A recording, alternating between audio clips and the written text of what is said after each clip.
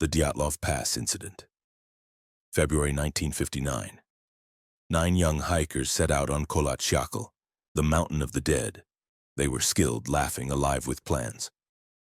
Days later, rescuers found their tent ripped open from the inside, abandoned with food, boots, and coats untouched. Bare footprints wandered into a white nowhere. Scattered across the snow lay bodies, crushed ribs, fractured skulls, one woman missing her tongue. Some garments carried radiation, a detail buried under silence.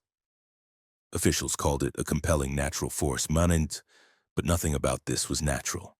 Tonight on Dark Decoded X, we peel back secrecy and follow a trail where Russian shadows still guard the truth. The last log, January 27, 1959. 10 hikers began their journey into the frozen Ural Mountains. Soon after, one of them, Yuri Yudin, fell ill and turned back. At the train station, he said goodbye, not knowing that the choice would save his life. The remaining 9 continued under the careful lead of Igor Dyatlov. Their diaries described exhaustion, laughter, and the unforgiving cold. Their cameras captured smiles against the endless snow, unaware these were their final memories. The last log mentioned poor visibility and the decision to camp on Kolat, the mountain of the dead. Hours later, the pen fell silent. What happened that night? The missing. Days turned into weeks. Families waited, but no one returned. Fear spread through the town until search teams finally pushed into the frozen wilderness. What they uncovered defied reason. The hiker's tent was half buried in snow, abandoned yet untouched. Food, coats, boots. Everything left behind.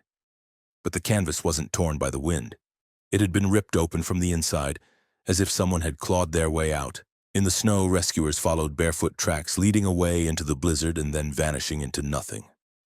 9 trained mountaineers had chosen to walk into the Siberian night, unprotected, but the question lingered. What terror forced them out? The footprints. The trail of prints stretched into the trees, bare feet, socks, light shoes. They ended at the edge of a cedar forest, where searchers made a grim discovery. 2 bodies lay beneath the branches, stripped to their underwear, hands burned as if they'd tried to climb into the tree for safety or escape. A fire pit nearby told of a desperate struggle to survive.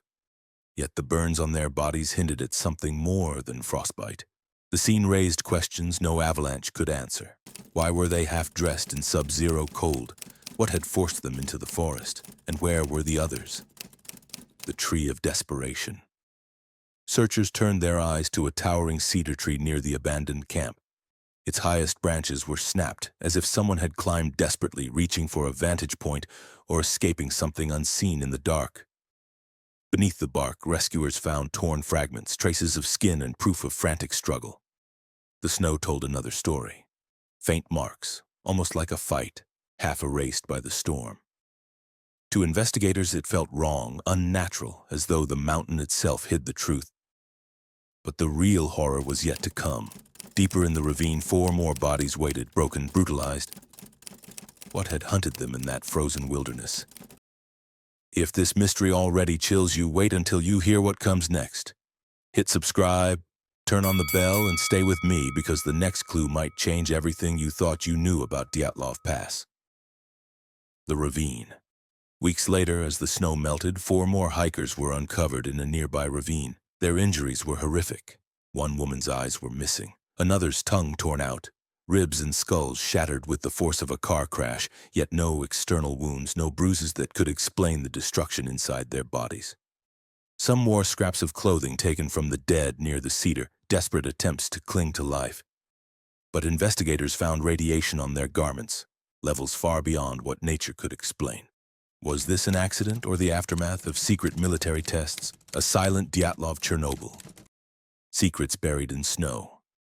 The Dyatlov Pass incident became more than a tragedy. It became Russian secrecy carved into ice. Officials closed the case with the phrase, a compelling natural force. But nothing fit that explanation.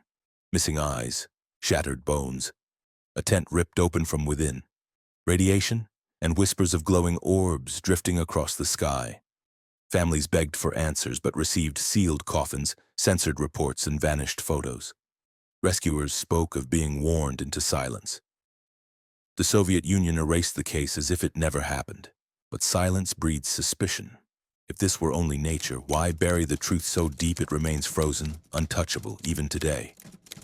Theories that haunt. Decades later, the Dyatlov Pass Incident theories multiplied. Some swore it was an avalanche, a sudden roar of snow crushing the tent. Others believed the hikers stumbled into secret Soviet military tests, experiments with sound, radiation, or weapons too dangerous to admit.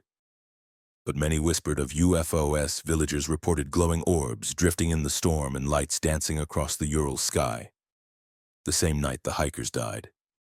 Were they weapons, or something not of this world? Indigenous legends spoke of spirits on Kholat, Shyakal, the mountain of the dead.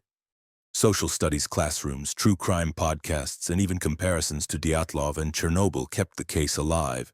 Each theory offered an answer, yet every answer shattered against the same facts. What force was powerful enough to silence 9 lives? The survivor's burden. Only one man survived because he wasn't there. Yuri Yudin, the 10th hiker, turned back early, sick and exhausted. That decision saved his life but cursed him with guilt. For decades, he carried the weight of survival. "If I had gone with them," he whispered, "maybe it would be different." Yet deep down, he knew the truth. He too would have died on that mountain. The world argued theories about avalanches, weapons, and UFOs. But Yuri remembered their laughter, their warmth, and their plans. 9 voices silenced, 1 man haunted forever. And the question that clawed at his soul until the day he died: why was he chosen to walk away? The Dyatlov Pass Incident is more than a tragedy. It's a mirror reflecting our fear of the unknown. A Russian wilderness that swallowed 9 young lives and gave back only questions. Was it human error, hidden weapons, or something far stranger?